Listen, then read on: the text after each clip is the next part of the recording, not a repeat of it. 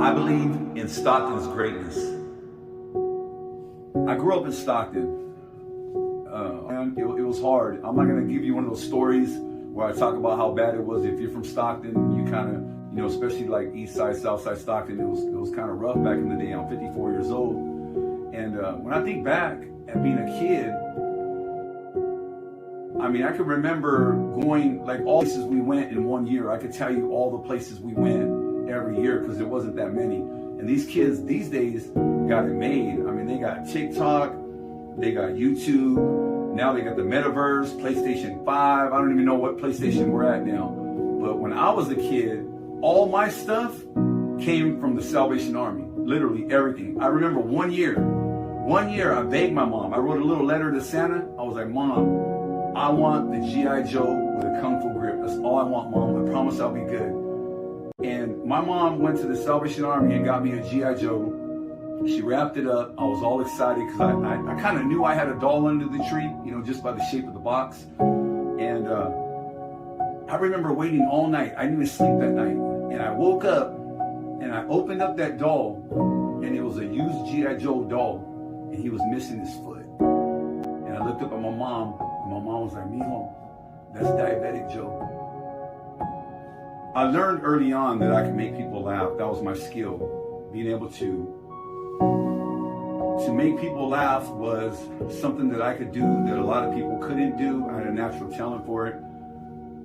4 years old, I seen a comedian on stage, and not in person, like on TV. I'm 54 years old. Back then we had like 3 channels. And I seen this comedian on stage, and I seen how he interacted and how the crowd loved him. And I thought to myself, I go, you know what? That's what I want to be when I grow up. I want to be a comedian. And I never stopped thinking about it ever since then. But the only problem was, growing up in Stockton, there wasn't any comedians back then. I never met a comedian. I didn't actually meet a comedian until I was 28 years old. People often ask me, like, what's my greatest influence? What comedian, who supported me, who poured into me? And, it was my mom. 4 years old, I was out there telling jokes in the living room for my family. And my mom kind of spotted that I had this talent. And she gave me all that she could give me. She couldn't take me to amusement parks. She couldn't take me, to the mall. She couldn't do those things for me financially. But what she did was she gave me the most important thing, and I'll always thank my mom for that, is she gave me a dream, and she put hope in my heart. Because she told me at a very young age, she said, son, you have a natural talent, and you can use that talent to do a lot of good in the world. And even when I would get in trouble, I would come home from school in trouble for making jokes in class or not listening or talking too much. My mom, rather than tell me that I was a bad kid, she would say, son, I believe in you. I know you can do better because remember, you have a purpose in this world. You have a purpose and you can do a lot of good. So I grew up and, it was rough, man. I made my life a lot worse than it had to be. I created a lot of the struggles because of some of the choices I made.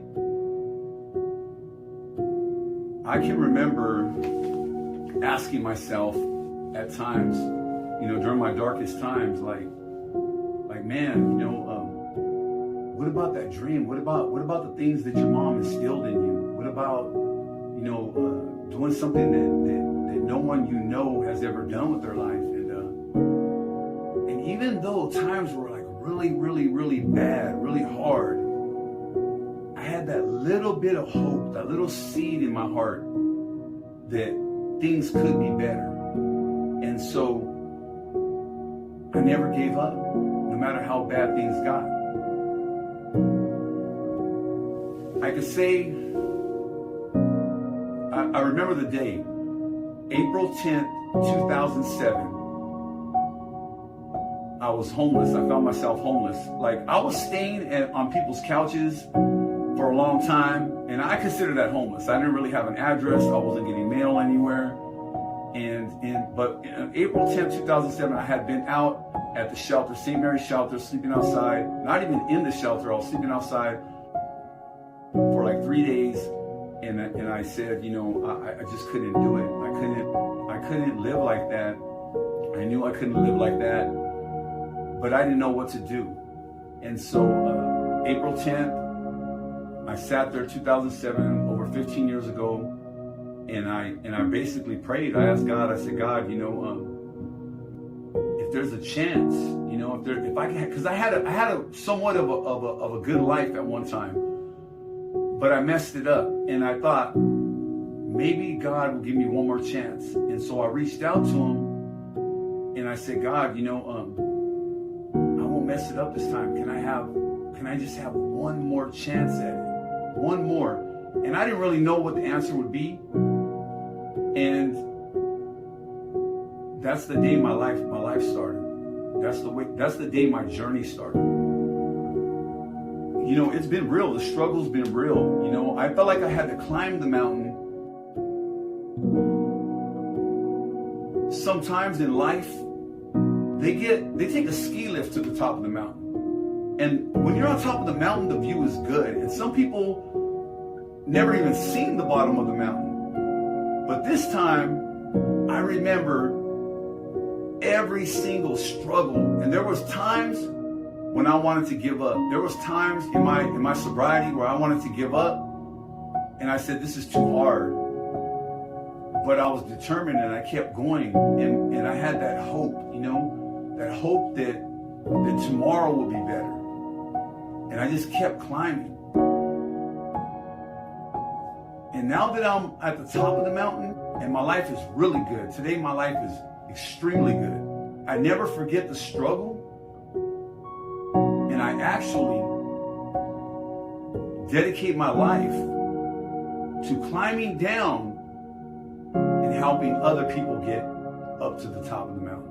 You know, in the end, I think that there's a lot of people in my town in Stockton that don't have a lot of hope.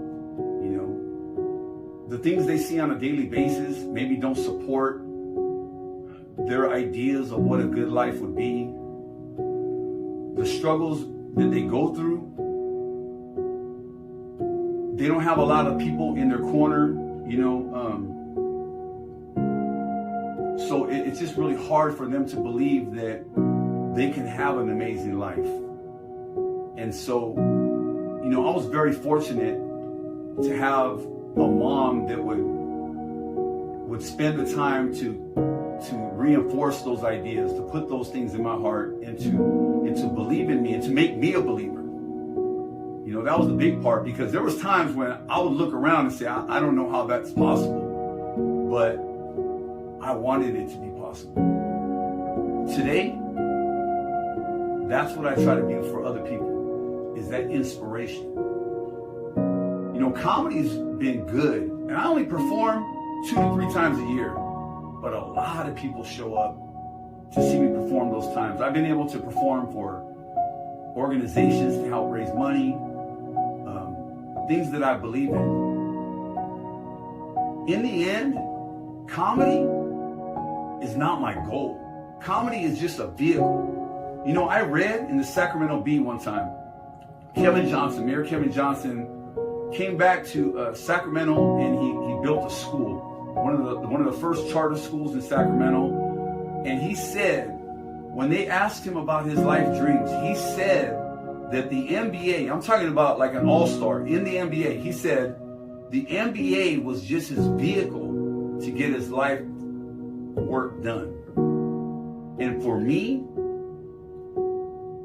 comedy, which is now motivational comedy, is just the vehicle for me to get my life's work done. You know, every day, I go out there every day in Stockton and I try to make a difference. I'll never stop believing in the people of Stockton,